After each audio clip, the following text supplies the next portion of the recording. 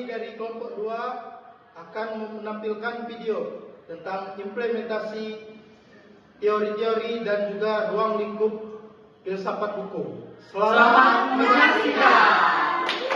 Kita ketahui bahwasannya hukum itu bukan cuma soal larangan dan hukuman. Di balik setiap aturan ada nilai, tujuan, dan pemikiran yang mendalam yang disebut dengan filsafat hukum. Nah, hari ini kita akan melihat bagaimana sih teori filsafat hukum itu sebenarnya dekat dengan kehidupan kita sehari-hari.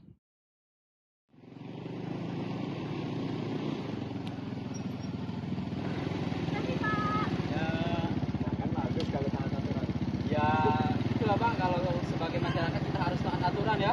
Aturan Pak ya? Hati-hati. Ya. Inilah yang disebut dengan teori utilitarianisme, yang mana hukum dibuat untuk memberikan manfaat terbesar bagi orang banyak. Ketertiban kecil seperti tadi dapat membuat keselamatan bersama selalu terjaga.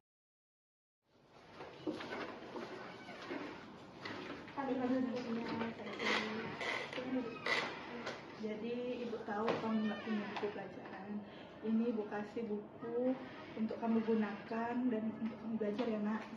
Wah, terima kasih banyak Bu, ini sangat membantu saya. Kamu punya hak yang sama untuk belajar sama seperti murid-murid yang lain ya nak.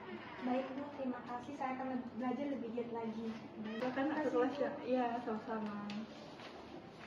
Inilah konsep keadilan menurut John Rawls, yang mana mereka yang kurang beruntung harus diprioritaskan agar semua orang mendapatkan kesempatan yang sama.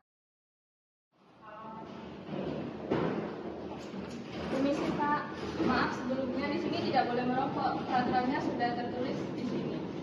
Oh iya, maaf ya saya nggak lihat tadi. Ya Pak, tolong dimatikan ya Pak demi kenyamanan bersama.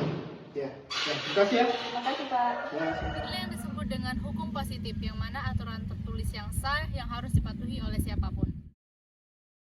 Tapi kita jangan kita main HP kan? Kita foto HP yuk. Kejadian segitu. Kamu jatuh sakit nggak? Ayo berdiri aku bantu. Terima kasih ya udah bantu aku. Gak apa-apa, namanya juga manusia saling menolong. Makasih ya. Iya. Inilah contoh hukum alam, yang mana perbuatan baik seperti menolong orang lain memang tidak tertulis dalam suatu peraturan undang-undang, tetapi berasal langsung dari dalam hati nurani manusia.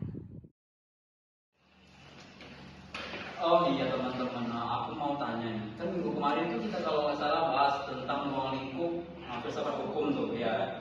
Minggu kemarin itu kalau nggak salah dijelasin itu ada 3. Salah satunya itu ontologi. Ya. Nah, saya ini kurang paham. Ada yang bisa bantu jelasin ulang nggak sih apa itu ontologi?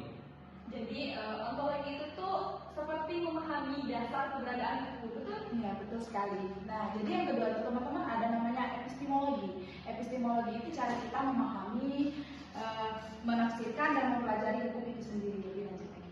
Jadi soal bagaimana orang mengerti aturan ya. Ya, betul sekali. Selanjutnya itu adalah aksiologi. Aksiologi berarti aksi dan hukum kan. Nah, di dalam aksiologi itu terbagi menjadi 3, yaitu keadilan, ketertiban itu sendiri, dan juga kebermanfaatan dari diri. Itu artinya setiap hukum itu harus punya tujuan yang baik, gitu sih. Ya, Iya, benar-benar. Jadi kawan-kawan, kita semua setiap harinya hidup selalu berdampingan dengan hukum, mulai dari hal yang kecil sampai ke hal yang besar. Hukum mempunyai nilai dan tujuan. Jadi kalau kita paham, kita lebih mudah menghargai aturan dan bisa saling menjaga satu sama lain. Jadi, Ayo